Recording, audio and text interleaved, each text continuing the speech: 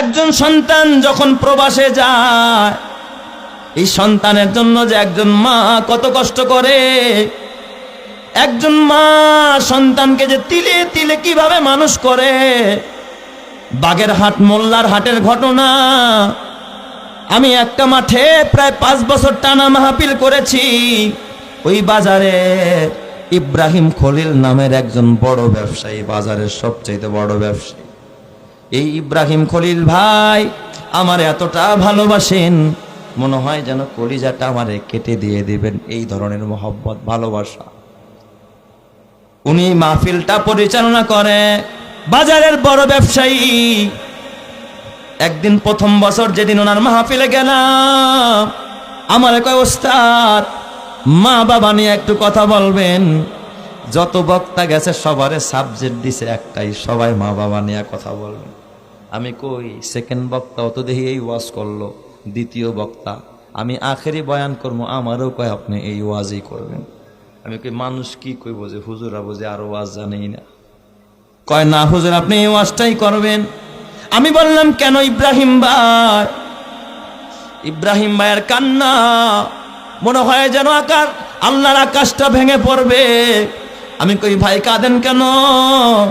ইব্রাহিম খলিল ভাই ডাক দিয়া কয় ওস্তাদ আমি যে কেন মা বাবার কথা বলতে বলি, আমার মা আমার জন্য কতটা রহমত কতটা বরকতের, এটা আমি নিজে প্র্যাকটিক্যাল দেখেছি, দুনিয়ার কোনো মানুষ দেখে নাই। জোরে কোন সুবহানাল্লাহ। আমি বললাম এমন কি প্র্যাকটিক্যালে দেখলেন?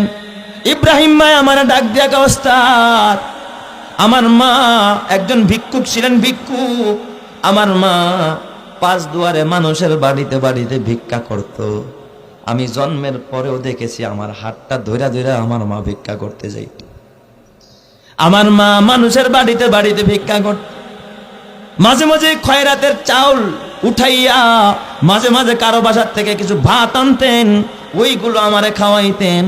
ছোট্টবেলায় আমার বাবা মারা যায়, আমার মা এত অসহায় ছিলেন এই গ্রামের প্রতিটা মানুষ জানে। সবাই আমার মাকে খয়রাতি কয়া ডাকতো, ভিক্ষুক কয়া ডাকতো। গত 2 বছর আগে আমার মা ইন্তেকাল করেছে। আমি বললাম ইব্রাহিম ভাই বলেন এই মায়ের দ্বারা আপনি কি বরকত পেয়েছে? কয় ওস্তাদ আমার মায়ের জীবদ্দশায় আমার মা শেষ বয়সে অসুস্থ হয়ে যায়, প্যারালাইসিসের রোগী হয়ে যায়, আর ভিক্ষা করতে পারে না। আমার মা ঘরে পড়ে যায়। আমি ইব্রাহিম আমার নিজের হাতে আমার মায়ের প্রস্রাব পায়খানা পরিষ্কার করছি। সুবহানাল্লাহ জোরে কোন সবাই। আমার মায়ের প্রস্রাব পায়খানা আমি নিজের হাতে পরিষ্কার করেছি। আমি তখন এত বড় ব্যবসায়ী না, এখন সে কোটি টাকার মালিক। কয় হুজুর তখন আমি আমার মায়ের প্রস্রাব আর পায়খানা আমি আমার নিজের হাত দিয়ে পরিষ্কার করেছি, কারণ ছোটবেলা থেকে আমি আমার মায়ের কষ্ট দেখেছি। আমার মাকে আমি এক চুল পরিমাণ কষ্ট দেই নাই। আমিও গরিব ঘরে বিয়ে করেছি, আমার বিবিটাও ভালো ছিল। আমার মায়ের সাথে কোনোদিন বিবিটায় খারাপ ব্যবহার করে নাই। চিৎকার মেরে কোন সুবহানাল্লাহ। হুজুর আমার মা, আমি যখন এই বাসায় যাইতাম আমি সর্বশেষ হুজুর বাজারে আমি একটা ফুটপাতের মধ্যে কয়টা কাঁচা তরকারি নিয়ে বসতাম। প্রথমেই বাজারে সে কাঁচা তরকারির ব্যবসায়ী ছিল। জাকার মধ্যে কয়টা ধুন্দুল কয়টা করলা এগুলো নিয়ে বৈশাইগুলো বেচত। তার মানে লাখ লাখ টাকার সম্পদ নাকি। আমি ক্ষুদ্র ব্যবসায়ী ছিলাম, কিন্তু সব কিছু বাদ দিয়ে আমার মায়ের সেবা করেছি। কিন্তু যখনই আমি আমার মায়ের খুশি করেছি, আমার মা প্যারালাইসিসের রোগী, হাত দিয়া কাজ করতে পারতেন না, পা দিয়াও চলতে পারতেন না, কিন্তু আমার মায়ের তো জবানটা চালু ছিল। আমার মাকে দেখছি শুইয়া শুইয়া ইশারায় ইশারায় নামাজ আদায় করছে। সুবহানাল্লাহ। আর আমার মা চোখের পানি ফালায়া দোয়া করছে, আল্লাহ আমার ইব্রাহিম খলিল রে তুমি কবুল করে নাও, আল্লাহ দুনিয়ার অভাব দূর করে দাও। আমার মায়ের দোয়ার বরকতে আল্লাহ তাআলা আমার এখন এই বাজারের সবচেয়ে বড় ব্যবসায়ী বানাইছে। এখন এমনও দিন যায় একদিনে আমার 1 লক্ষ টাকার উপরে বেচা কিনা হয়। চিৎকার মেরে কন্না আল্লাহু আকবার। বলেন তো বরকতের মালিক কে? আরো জোরে বলতে হবে বরকতের মালিক কে? এ যুবক ভাই, এই জন্য মা বাবার সাথে ভালো ব্যবহার করা। নবীজি বললেন 3 প্রকারের মানুষের জন্য জান্নাত হারাম। এক নম্বর হলো মুদমিনুল খামার, 2 নম্বর ওয়াল আক, পিতা মাতার অবাধ্য সন্তান, আর 3 নম্বর হলো ওয়াদায়ুসুল্লাযী ইউকিরু ফি আহলিহিল খুবুস। ওই দায়ুস ব্যক্তিও জাহান্নামে যাবে, জান্নাত হারাম হয়ে যাবে যেই দায়ুস ব্যক্তি তার পরিবারের মধ্যে এ বাবা গুনাহকে জিয়ায়া রাখে। আছে না নাই? দেখেন আপনাদের এখানেও কিছু দায়ুস পুরুষ আছে। দায়ুস খালি মহিলারা হয় না, পুরুষও দায়ুস হয়, মহিলারাও দায়ুস হয়। দায়ুসের সংজ্ঞা দিছে আল্লাযী ইউকিরু ফি আহলিহিল খুবুস, যারা পরিবারের মধ্যে অন্যায় জিয়ায়া রাখে, গুনাহ জিয়ায়া রাখে।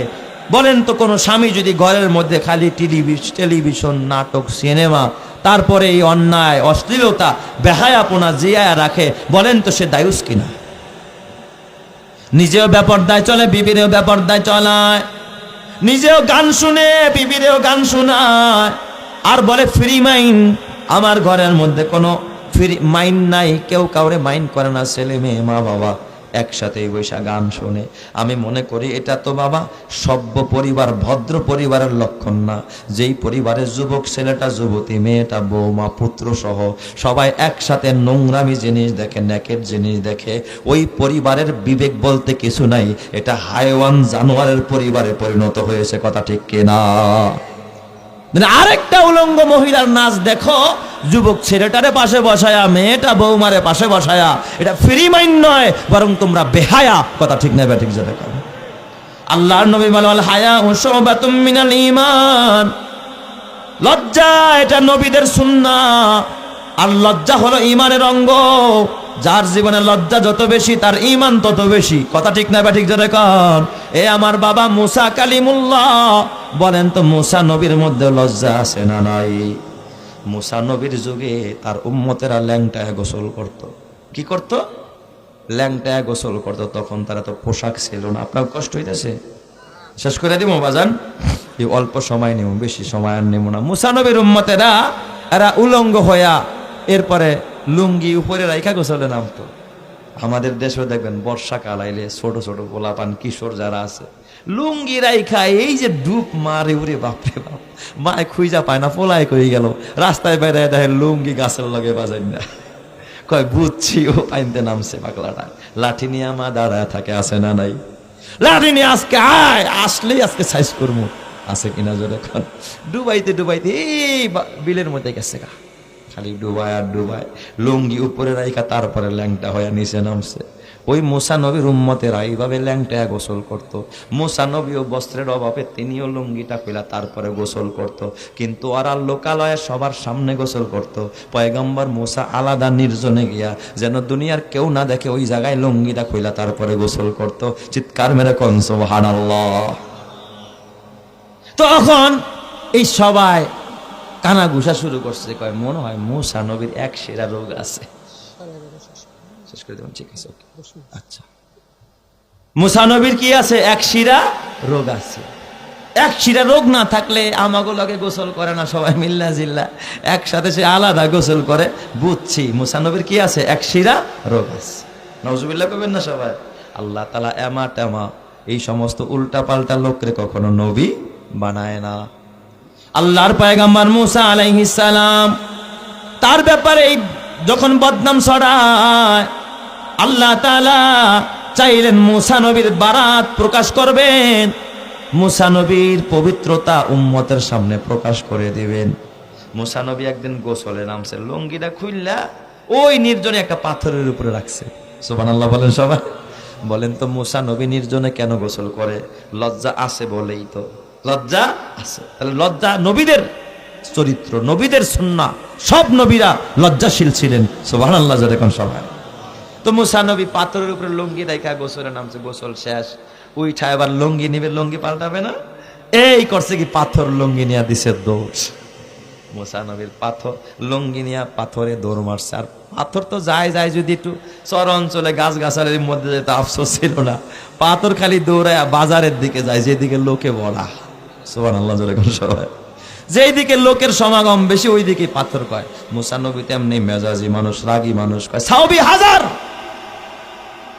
পাথর দাঁড়া, আমার কাপড় দিয়া যা। ওই পাথর দ্বারা আমার কাপড় দিয়া যা, রাগ হয়ে গেছে গামুছা নিয়ে। খবর নাই, লুঙ্গির পিছে পিছে দৌড়ায়। আর এইদিকে বনি ইসরায়েলরা সবাই ফাঁকে দিয়ে খেলাইছে যে না রে, মুসার তো এক শিরা রোগ নাই। সুবহানাল্লাহ জোরে কোন সবাই। এই জন্য আল্লাহ তাআলা ডাক দিয়া কয়, খবরদার তোমরা তাদের মতো হয়ো না যারা মুসা নবীরে কষ্ট দেয়। আল্লাহ তাআলা তার নবীর বারাত প্রকাশ করে দিলেন। আমার নবীর ভিতরে লজ্জা ছিল, সাহাবায়ে কেরামের ভিতরে লজ্জা, নবীদের স্ত্রীদের ভিতরে লজ্জা। মা আয়েশা সিদ্দিকা রাদিয়াল্লাহু তাআলা আনহা একদিন নবীরে ডাক দেয়া কয়, ইয়া রাসূলুল্লাহ, ইয়া হাবিবাল্লাহ, ওগো নবীজি, শুনলাম কিয়ামতের ময়দানে সব মানুষগুলো উলঙ্গ উঠবে। নবীজি আপনি আমারে বলেন আমি আয়েশাও কি উলঙ্গ উঠবো নাকি? আল্লাহর নবী কয়, হ্যাঁ আয়েশা, ওয়াল আমরু আযম, বিষয়টা আরো কঠিন। তার মানে তুমি উলঙ্গ উঠবা। কয় নবীজি আপনার বিবি, প্রাণের বিবি খাদিজাও কি উলঙ্গ উঠবে? কয় হ্যাঁ, খাদিজাও একেবারে নেকেট অবস্থায় কিয়ামতের ময়দানে উঠবে। মা আয়েশা কয়, ইয়া রাসূলুল্লাহ, তাই না আপনার কি হালাত? নবীজি আমার ডাক দেয়া কয়, আয়েশা, আয়েশা রে, দুই বর্ণনা। এক বর্ণনায় নবী ডাক দিয়া কয়, আল্লাহ তাআলা আমারে জান্নাত থেকে পোশাক আইনা আমি মুহাম্মদ রে জান্নাতি পোশাক পরায় আল্লাহ হাসরে উঠাবে। চিৎকার মেরে কোন সুবহানাল্লাহ। আমারে জান্নাতি পোশাক পরায় আল্লাহ উঠাবে। আরেক বর্ণনা আসছে কয় আমারে আল্লাহ উলঙ্গ উঠাবে। মা আয়েশা চিৎকার মেরে ডাক দিয়া কয়, ইয়া রাসূলুল্লাহ, ইয়া হাবিবাল্লাহ, কি হালাত! লজ্জায় মাথা হেট হয়ে যায়। নবীজি লক্ষ লক্ষ কোটি কোটি হাসুরবাসীর সামনে আমরা উলঙ্গ কেমনে থাকবো? নবী আমার ডাক দেয়া কয়, আয়েশা রে, লিকুল্লিম মিনহুম ইয়াউমাইযিন শানুন ইউগনি, সেদিন অর্ধ হাত মাথার উপরে সূর্য থাকবে রে আয়েশা। কেউ ঘামের সাগরে সাঁতার কাটবে, কারো ঘাম হবে গলা পরিমাণ, কারো হবে বুক পরিমাণ, কারো হাঁটু পরিমাণ, কারো কোমর পরিমাণ। কেউ কারো দিকে তাকানোর সময় পাবে না। মা তার সন্তানের দিকে তাকাইতে পারবে না, বাবা তার ছেলের দিকে তাকাইতে পারবে না, ভাই তার ভাইয়ের দিকে তাকাইতে পারবে না। ইয়াউমা ইয়াফিরুল মারউ মিন আখিহি ওয়া উম্মিহি ওয়া আবি ওয়া সাহিবাতিহি ওয়া বানি লিকুল্লি ইমরিইম মিনহুম ইয়াউমা ইযিন শাআনুন ইউগনি। সেদিন সবাই ব্যতিব্যস্ত থাকবে, ইয়া নাফসি ইয়া নাফসি কইরা, কেউ কারো দিকে তাকানোর সময় পাবে না। এ যুবক ভাই, তোর দামি ঘড়িটাও তোর সামনে কবরে যাবে না, তোর জুতাটাও কবরে যাবে না, দামি স্যুটটাও কবরে যাবে না। ওই মোল্লাদের কাফনের কাপড় ছাড়া কিন্তু কবরে যাইতে পারবি না। ও পর্দারের মা, মাগো, দামি থ্রি পিসটাও সঙ্গে যাবে না, নাকের ফুল যাবে না, কানের দুল যাবে না, গলার মালা যাবে না। মা, ও মা, যদি পারো হায়াত থাকতে মা এখনই আমলে জিন্দেগি করো মা, আখিরাতের জন্য পুঁজি জোগাড় করো। ও মা, তুমি যদি আমলে জিন্দেগি করতে পারো, তোমাকে জান্নাতের রাস্তা দেখায়া দিবেন যিনি, তিনি কে? এই জন্য আমরা ইনশাআল্লাহ আল্লাহর গোলামি কইরা শিরককে ছাইরা জান্নাতে যাওয়ার জন্য কারা কারা রাজি আছে হাত দেখায়। আল্লাহ আমার সবাই